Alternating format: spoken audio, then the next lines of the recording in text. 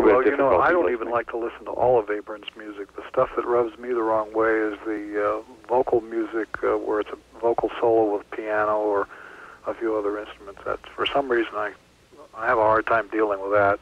But there's an excellent 4-disc CD, The Complete Works of Anton Webern, conducted by Pierre Boulez. Yes, I have that, yeah. And, you know, I think that if you wanted to get your ears adjusted to Webern, what you do is you put that on and you skip through the tracks until you find something that you can identify with. The tracks are generally quite short, so it's worth exploring. Yeah, what would you say his contribution is, or what is he doing that's different? I mean, What it sounds he's doing different, that's for sure. his main contribution is ventilation. He created a type of music that had big holes in it, and when there is a dramatic space in between notes or passages, it has a tendency to refocus your attention so that you listen very carefully to the next note that's coming up. And he deals with a lot of very delicate tone combinations, especially in his string writing. Okay, well, John, you really are. You really sound like you're a major fan with the information you're asking Frank. I don't know if the rest of us, how many of the audience that really can follow what you're talking about. How long have you been into Frank Zappa? Oh, I've been listening since 1967, when he was over in his Garrick years. In fact, I was in 8th grade or something in Latin class, and somebody else who was goofing off said he had been down in the village and ran into Frank and said to Frank something like, "Hey, Uncle Meat, what are you doing down here in the village?" And Frank reportedly said, "Looking for hot new talent." And my friend said, "Bullshit." And Frank said, "Ride." And that sounds authentic. It could have happened. Oh, well, what do you do for a living, by the way, John? Yeah, I'm a physician. I'm a child psychiatrist in Phoenix, Arizona. Well, John, thanks for calling in, man. Great talking to you. Okay, bye-bye. Frank Zappa on East Coast live from Charlotte, North Carolina. Let's go to our next call is Bertel, I think is his name, from Alberta, Canada, calling in East Coast Live tonight. Hi, Bertel, is it? Yeah, this is Bertil. Hey, Bertil. Hi. You're on with Frank Zappa. Hi, Frank. Bertil. Bertil Oslinger calling from Edmonton. Well, you're on the air, man. Welcome to the show. Okay, Frank, I'm calling to find out here your reaction to what Jesse Jackson labeled the other day as the spineless president regarding Lene Grenier's forced abandonment of her nomination there. And he suggested that the Clinton administration was not standing up to the pressure like President Bush did with his candidate, Clarence Thomas. Well, I don't have that much regard for Jesse Jackson. I think he's a blowhard. And although I think that every once in a while Jesse will say something that I can agree with and that I think is intelligent, but the rest of the time he's putting out too much energy, devoting the energy to rabble-rousing, and the main goal of what he appears to do is to make Jesse larger than life, and often does it at the expense of other people. I don't think that Clinton is spineless. I think that periodically he's misdirected, and I think that in the case of this failed nomination that he chumped it, but not that wild about what Jesse has to say. Mm-hmm. Yeah, they're going to be demonstrating in front of the White House tomorrow. This whole thing with Denny's, you know, the thing that gets me about this is they go into the restaurant at 10:30 on a Sunday night with 100 and something people. And any restaurant getting ready to close a half hour before closing has, and especially on a Sunday night, you know, what do you expect from them?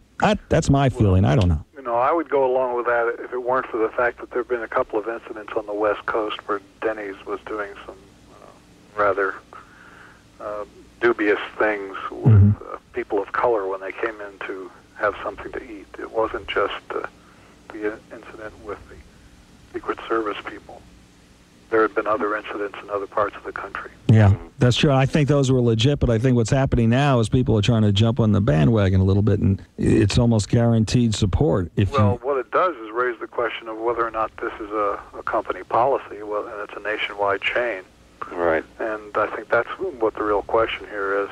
But it's also interesting, too, because the owner of Denny's is trying to bring the NFL into Charlotte, North Carolina, and now that this is at the phase where they're looking into his background, all these Denny things start coming up. It happened, maybe it's coincidence, but it's kind of a touchy situation. Listen, Bertel, we got to move on. If you have a quick comment, I'll let you do it, because we have a break we have to do. Well, my only comment is directly to Frank. I hope you're feeling better, and I think of you daily and hope that your health will perk up soon. Well, it's been perking up for the last few days, so thank you. Okay. That's great. Thanks for calling, man. Bye-bye. Okay, bye-bye. All right, we'll continue on East Coast Live. Do not go away.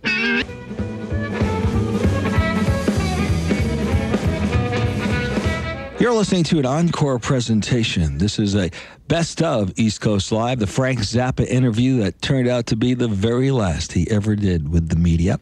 So hold your calls, relax, and listen to the program tonight. And remember, too, that some of the promos and some of the things we talk about for the following week on the show is to be disregarded. I've been a big Frank Zappa fan, and I guess I should say, hey, Frank, what's up? And Joe's Garage was my favorite record. He's a trip, man. You gotta love the Zap. Unbelievable. Yeah. Oh, shit! You know what? Every night for how many years now? Road Slut? Crew Slut. Crew Slut.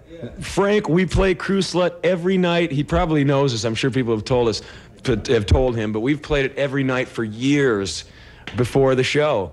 And we got to tell him thanks. Is that your choice? It's everybody's choice, yeah. Good to hear that. Tommy, it's been great, man. Until Grandpa Munster, we said, hey, what's up? Tommy Lee. That's Tommy Lee of Motley Crue talking about Frank Zappa. Did you hear that, Frank? Yeah, I did. Yeah, they do. To warm up the crowd before every show. Crew Slut. Loud. On the speakers. Let's go to the phone. If you want to talk to Frank Zappa, call us at 1-800-766-7868. Who is next? We're going to go to New York City. This is Gary calling in East Coast Live with Frank Zappa. Gary, you're on with Frank. Good evening, Alan, and good evening, Frank. Hi, Gary. Hi there. There's a topic that might go well, considering we're talking over the airwaves of the tobacco capital of the world. Mm-hmm.